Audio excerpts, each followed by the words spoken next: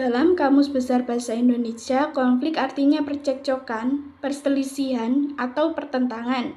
Pertentangan yang dimaksud di sini ialah pertentangan antara dua tokoh, pertentangan dalam diri satu tokoh, pertentangan antara dua tokoh, dan sebagainya.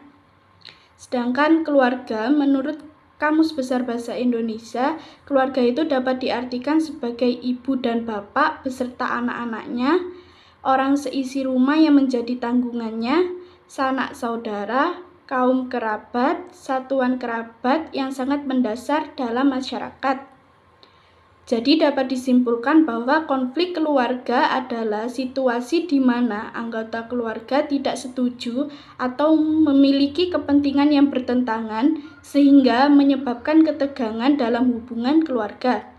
Dan terjadinya konflik keluarga dapat disebabkan oleh beberapa faktor seperti nilai, norma, perbedaan budaya, perbedaan cara pandang, dan perbedaan kepentingan. Strategi penyelesaian konflik dalam keluarga. Menurut Wirawan, metode resolusi konflik dapat dikelompokkan dalam dua strategi, yakni pengaturan sendiri oleh pihak-pihak yang terlibat konflik atau melalui intervensi pihak ketiga. Resolusi konflik dengan pengaturan sendiri dapat dilakukan jika kedua belah pihak yang berkonflik ingin berupaya menyelesaikan sendiri konfliknya. Pihak-pihak yang terlibat konflik saling melakukan pendekatan atau negosiasi dalam menyelesaikan konflik untuk mendapatkan jalan keluar sesuai dengan apa yang diinginkan. Adapun pendekatan yang dapat dilakukan dalam metode pengaturan sendiri yaitu pendekatan kolaborasi atau kompromi, pendekatan mengalahkan lawan, dan pendekatan menghindar. Untuk menyelesaikan sebuah konflik tidak terpaku pada satu pendekatan saja, melainkan bisa menggabungkan beberapa pendekatan. Hal ini disesuaikan dengan situasi konflik dengan harapan bisa menemukan jalan keluar yang sesuai dengan apa yang diinginkan. Metode resolusi konflik yang dapat digunakan untuk menyelesaikan konflik juga dapat dengan melibatkan pihak ketiga. Metode ini sering digunakan ketika pihak-pihak yang terlibat konflik tidak mampu menyelesaikan konflik yang dialami atau tidak mau mengalah. Intervensi pihak ketiga sering kali lebih bermanfaat jika kedua belah pihak tidak mampu menyelesaikan konflik mereka. Pihak ketiga bisa bersikap pasif dengan menunggu pihak yang terlibat konflik meminta bantuan atau dapat bertindak aktif dengan membujuk kedua belah pihak untuk menyelesaikan konflik. C. Penyebab konflik dalam keluarga. Konflik keluarga dapat muncul dari beberapa faktor, yaitu ada dua faktor. Yang pertama faktor internal dan yang kedua faktor eksternal. Untuk faktor internal keluarga yaitu seperti perbedaan pendapat, nilai, dan keyakinan. Setiap individu memiliki pandangan, nilai, dan keyakinannya sendiri. Perbedaan-perbedaan ini jika tidak dikelola dengan baik dapat menjadi sumber konflik dalam sebuah keluarga. A. Kurangnya komunikasi dan kesalahpahaman. B. Masalah keuangan dan stres. C. Gangguan mental dan kecanduan. D. Kecanduan alkohol, obat-obat terlarang. E. Perbedaan pola asuh pada anak. Yang kedua, faktor eksternal keluarga. A. Tekanan sosial dan budaya. Norma dan ekspektasi sosial dan budaya yang berbeda dapat menimbulkan konflik dalam keluarga. Yang B. Pengaruh lingkungan dan komunitas. Faktor-faktor seperti lingkungan yang tidak aman, kurangnya akses terhadap layanan sosial, dan paparan terhadap kekerasan dapat meningkatkan resiko dalam keluarga. Yang C. Peristiwa traumatis dan krisis kehidupan. Peristiwa traumatis seperti kematian, perceraian, atau bencana alam dapat menyebabkan stres dan kecemasan yang dapat memicu konflik dalam keluarga. D. Pengelolaan konflik dalam keluarga.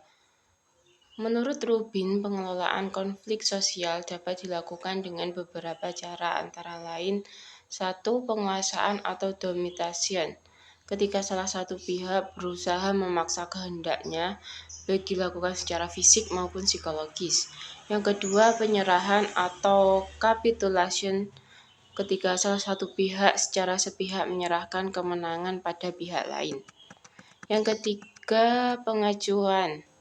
Ketika salah satu pihak tidak melakukan apa-apa sehingga cenderung membiarkannya terjadi konflik. Yang keempat, penarikan diri. Ketika salah satu pihak menarik diri dari keterlibatan dengan konflik. Yang kelima, tawar-menawar atau negosiasi. Ketika pihak-pihak yang berkonflik saling bertukar gagasan dan melakukan tawaran-tawaran untuk menghasilkan kesepakatan yang menguntungkan masing-masing. Yang keenam, campur tangan pihak ketiga. Ketika ada pihak yang tidak terlibat dalam konflik menjadi penengah untuk menghasilkan persetujuan dan pihak-pihak yang berkonflik. Dari berbagai cara tersebut, hanya negosiasi yang melibat pihak penengah yang merupakan cara penanganan konflik yang bersifat konstruktif. Pada dasarnya, pengelolaan konflik dalam interaksi antar pribadi dapat dibedakan menjadi dua, yaitu secara konstruktif dan destruktif. Pengelolaan konflik secara destruktif dapat terjadi karena alasan antara lain: 1. Persepsi negatif terhadap konflik. Yang kedua, perasaan marah. Yang ketiga, penyelesaian oleh waktu. Dari berbagai penelitian dan sesi konseling keluarga, para peneliti dan terapis mengenali adanya gaya resolusi konflik yang umumnya digunakan individu dalam pengelolaan konflik. 5 cara individu dalam menyelesaikan konflik, yaitu 1. Pemburu atau disebut dengan pursuer adalah individu yang berusaha membangun ikatan yang lebih kuat. Yang kedua, menghindari atau disebut dengan distancer adalah individu yang cenderung mengambil jarak secara emosi agar tidak menimbulkan konflik yang baru. Yang ketiga, pecundang atau disebut dengan underfunktioner adalah individu yang gagal menunjukkan kompetensi atau aspirasinya. Yang keempat, penakluk adalah individu yang cenderung mengambil alih dan merasa lebih tahu yang terbaik bagi pihak lain. Yang kelima, pengutuk adalah individu yang selalu menyalahkan orang lain atau keadaan tersebut. Cara pengelolaan yang demikian ini hanya akan menunjukkan seolah-olah tidak ada konflik atau perselisihan, namun membiarkan konflik secara terpendam. Yang demikian ini dapat menimbulkan gejala depresi bagi individu yang terlibat.